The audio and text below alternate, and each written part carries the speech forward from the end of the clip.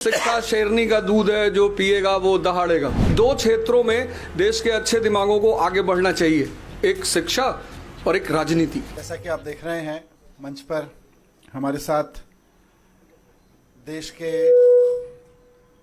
करोड़ों युवाओं के प्रेरणा स्रोत और शिक्षक अवध ओझा जी साथ में बैठे हैं। बहुत खुशी की बात यह है कि आज से अवध ओझा जी आम आदमी पार्टी ज्वाइन कर रहे हैं। वैसे तो इस तरह की प्रेस कॉन्फ्रेंस में और भी बहुत सारे अवसर पर बहुत सारे नेता पार्टी ज्वाइन करते हैं, बड़े बड़े नेता पार्टी ज्वाइन करते हैं, लेकिन आज मैं व्यक्तिगत रूप से अवध ओझा जी की ज्वाइनिंग को लेकर बहुत उत्साहित हूं। मेरे लिए व्यक्तिगत रूप से बहुत बड़ा दिन है, मैं ऐसा समझता हूं, क्योंकि मैंने खुद अपना जीवन शिक्षा को समर्पित कर रखा है। अगर मेरे सामने कोई ऑप्शन हो कि राजनीति को चुनना है या शिक्षा को चुनना है, तो शायद मैं शिक्षा पर काम करते हुए आगे निकल जाऊंगा राजनीति की जगह। वही जज्बा, वही समर्पण शिक्षा को लेके और अभी तक की पूरी जिंदगी में वही काम मैंने अवध ओझा जी का देखा है। करोड़ों युवाओं को न सिर्फ प्रेरित किया है, बल्कि अपने काम से उन्होंने उनकी ज़िंदगी बदली है। और उसके अलावा भी जिस तरह का काम उन्होंने ऑनलाइन माध्यम का इस्तेमाल करते हुए किया है, तो वे एक बहुत बड़े शिक्षक हैं। आज आम आदमी पार्टी ज्वाइन कर रहे हैं। मैं उम्मीद करता हूं कि उनकी ज्वाइनिंग से हम सब बहुत एनरिच होंगे, देश का शिक्षा तंत्र बहुत मजबूत बनेगा। मैं माननीय अरविंद केजरीवाल जी, हमारे नेता और राष्ट्रीय कन्वीनर से अनुरोध करता हूं कि श्री अवध ओझा जी को फॉर्मल ज्वाइनिंग करा के पार्टी में उनका स्वागत करें।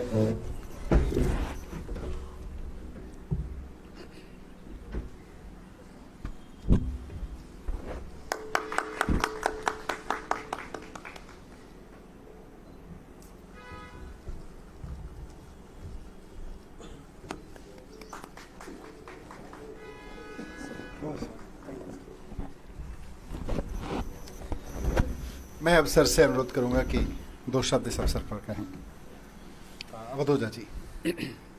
जय हिंद फ्रेंड्स। सबसे पहले मैं आम आदमी पार्टी और आम आदमी पार्टी के सर प्रमुख अरविंद केजरीवाल जी, मनीष सिसोदिया जी, सबको सहृदय से धन्यवाद देता हूं कि उन्होंने मुझे राजनीति में आकर शिक्षा के लिए काम करने का अवसर दिया है। शिक्षा एक ऐसा माध्यम है जो परिवार, समाज और राष्ट्र की आत्मा है। जितने भी देश दुनिया में महान हुए, उनकी पृष्ठभूमि में कहीं ना कहीं शिक्षा का योगदान रहा। तो मैं आज अपनी इस राजनीतिक पारी की शुरुआत पर आप सबसे ये बात साझा करना चाहता हूं, जैसा कि हमारे नेता मनीष सिसोदिया जी ने कहा कि अगर मुझे राजनीति और शिक्षा में से कुछ चुनना हो तो मैं निश्चित तौर पर शिक्षा को चुनूंगा। ऐसा ही कुछ उद्देश्य मेरा भी है और राजनीति में आकर शिक्षा का विकास मेरा सर्वोत्तम उद्देश्य है। धन्यवाद। मैं श्री अरविंद केजरीवाल जी से अनुरोध करूंगा कि वो इस अवसर पर अपने विचार व्यक्त करें। अवध ओझा जी शिक्षा के क्षेत्र में इस देश का जाना माना नाम है, जिन्होंने लाखों करोड़ों युवाओं को, बच्चों को शिक्षा दी, रोज़गार के लिए तैयार किया, प्रेरणा दी। न केवल शिक्षा, मैं इनके वीडियो देखता हूँ जिसमें वो अलग अलग तरह से युवाओं को एक अच्छा जीवन जीने के लिए भी प्रेरणा देते हैं। उनके आने से अभी तक जब भी किसी नेता को हम ज्वाइन कराते हैं तो हम कहते हैं इनके आने से आम आदमी पार्टी मजबूत होगी। आज अवध ओझा जी के लिए मैं कहना चाहता हूं कि इनके आने से देश में शिक्षा मजबूत होगी, क्योंकि आम आदमी पार्टी शिक्षा के क्षेत्र में सबसे ज़्यादा काम कर रही है।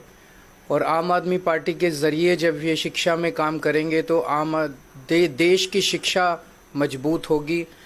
और राष्ट्र निर्माण में शिक्षा का सबसे बड़ा महत्व है, तो राष्ट्र निर्माण मजबूत होगा एक तरह से।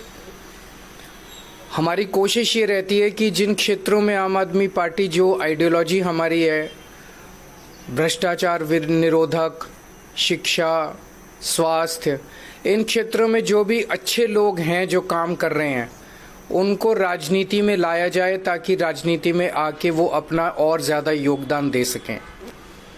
राजनीति में आने से पहले हम लोग भी एनजीओ में काम करते थे, मैं, मनीष जी, और एनजीओ में रहते रहते हमें लगने लगा कि एनजीओ के ज़रिए राजनीति के बाहर एक लिमिटेड तरीके से काम कर सकते हैं, इतना ही काम कर सकते हैं। जैसे मैं सुंदर नगरी की झुग्गियों में काम करता था तो वहाँ पे 2 या 3 सरकारी स्कूल थे। उन सरकारी स्कूलों को ही ठीक कराने में पूरी ज़िंदगी बीत जाती है हमारी। लेकिन जब राजनीति में आए तो एक ब्रश से हमने दिल्ली के सारे सरकारी स्कूल ठीक कर दिए। तो अवध ओझा जी अब जब राजनीति में आए हैं तो वो शिक्षा के क्षेत्र में, रोजगार के क्षेत्र में खासकर एक बहुत अहम भूमिका निभाने वाले हैं, जिससे दिल्ली को और देश को बहुत फायदा होगा। तो मैं तहे दिल से अवध ओझा जी का पार्टी में स्वागत करता हूं।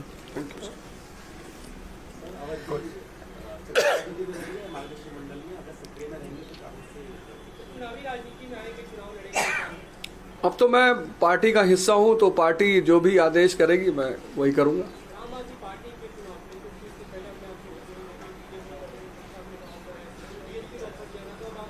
आपने आम आदमी पार्टी की जो शिक्षा का विकास धारा है, सिर्फ उसमें एक आध पॉइंट अगर आप देख लें कि 97% रिजल्ट है 12th का गवर्नमेंट स्कूल का। एक साल में तो 99% आया था। एक साल में 99%। 2015 में सिर्फ 15 लड़कों ने, गवर्नमेंट स्कूल के लड़कों ने IIT मेंस क्वालिफाई किया था। इस बार 783। और मेरा यही कहना है, मैं तो हमेशा ये नारा देता हूं कि शिक्षा शेरनी का दूध है, जो पिएगा वो दहाड़ेगा। और डॉक्टर सर्वपल्ली राधाकृष्णन जी कहते थे कि 2 क्षेत्रों में देश के अच्छे दिमागों को आगे बढ़ना चाहिए, एक शिक्षा और एक राजनीति।